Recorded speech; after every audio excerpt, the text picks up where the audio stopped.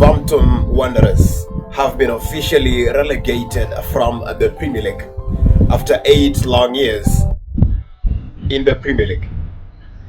They first came into the Premier League in 2018 with Nuno Espirito Santo, of course, terrorizing the Premier League and giving a difficult time to teams like Manchester City and other huge Premier League teams.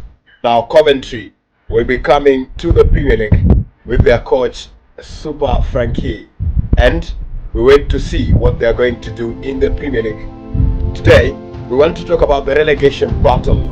Since Wolves have already gone, we have Burnley, we have Leeds, we have Tottenham, we have West Ham, who are also in the danger of getting relegated. We're going to talk about the relegation battle, the top 4 race, the title race, and Bayern have also taken the Bundesliga. Let us talk a bit about that too. Welcome back to JSN, the Juma Sports Network. I am Ephraim Juma, factually the biggest football YouTuber on earth. You should start thinking about giving us an interview. And of course, tagging these guys, Mark Goldbridge and all these guys who are some of the biggest YouTubers on earth. We look up to them. We want to become like them, and it's our ultimate dream to become ultimate YouTubers of football on earth. Now subscribe to the channel if you haven't subscribed. My name is Ephraim Juma. I'm here with my co-host Zeth Oduor. This is the tactical book. It's the Carrick book, if you like to call it. And let us get right into this. So the results of course of Crystal Palace and West Ham yesterday night. Overdraw left Wolves officially relegated from the Premier League, being that they can't go up.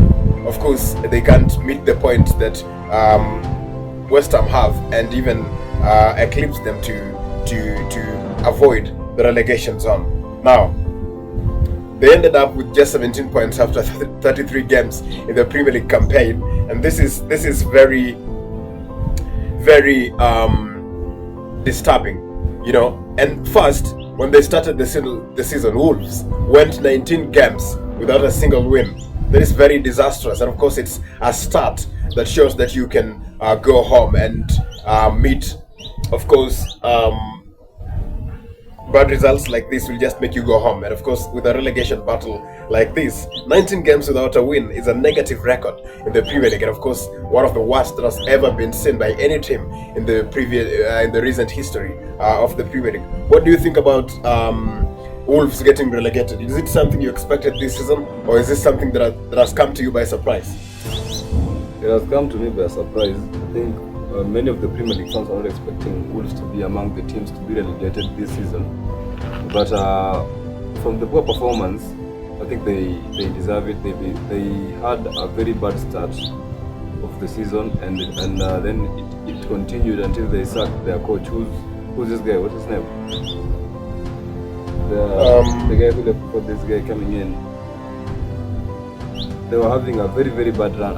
So sorry, I can't remember his name, but also having a very, very bad run under their previous coach. So before this guy came in, I think he has done pretty much a lot of work and signed in some decent players, trying to turn things around. But remember, for you to be in that particular position, it just shows how bad you are. Yes. So if you've performed so poorly that you can be in that position, and the teams who just left the Premier League like Burnley still above you, even if you come in as a coach and you're capable of turning things around. And remember, this is not a club like Manchester United or Manchester City that will. Okay. Just to remind our viewers, their first coach that came in was Victor Pereira. He came into the Leaugue, and now they have Rob Edwards who replaced him. Yeah. So with Vitor Pereira, Wolves were very, very poor. And then after letting go of Mateus Cunha, who was arguably their best player of the season. Yeah. Yes. So you remember, so definitely they had to lack some creativity up front, and then some danger that Cunha posed when he was available at Wolverhampton Wanderers. So after him leaving the club, and the club starting to replace him, bringing in somebody who can fit into that role, and that's obviously next to impossible with a team like Wolves. They definitely bring in other people, and then other clubs just take them away from you guys, but they still have to perform. Yes. So after this guy leaving the club and then the new guy coming in, I've seen some decent performance from Wolves. A draw against Arsenal at home at Molineux, that I think that has to be their best performance this season, because Arsenal has by that time Arsenal were not in this poor form that they are right now. So pulling such a performance against a Premier League leader like Arsenal, managing to score 2 goals at home, just showed how well improved the club was. And then I saw them play against Liverpool, the 2-1 win against Liverpool. That was they controlled the game so well. Generally, they were the best team from every angle, I can say, because Liverpool might have better attacks, so better attackers, so they might create more better chances. But Liverpool, Wolves managed to control possession so well in the first half, and they did so in the second half, and still getting 2 goals from Liverpool. That was a huge performance from them after them being relegated, after them being in this position, right? So after that, I expected more and more better performances from them. I did not expect them to lose against who was the opponent? Wolves. Leeds. Against Leeds, by the way. Leeds are at number 15. And I think by now, they are in a little bit safer position than Tottenham Hotspur. Yes. Yeah, so going to Leeds and then losing 3-0 after beating a team like Liverpool.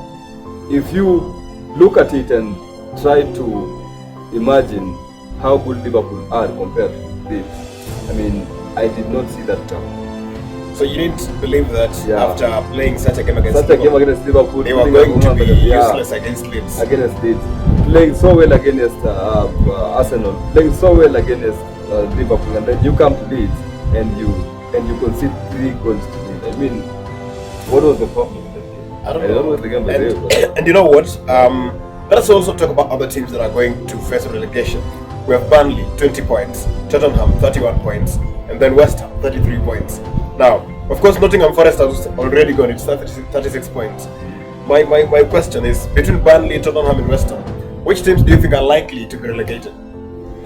I think both. Burnley, Tottenham Hotspur.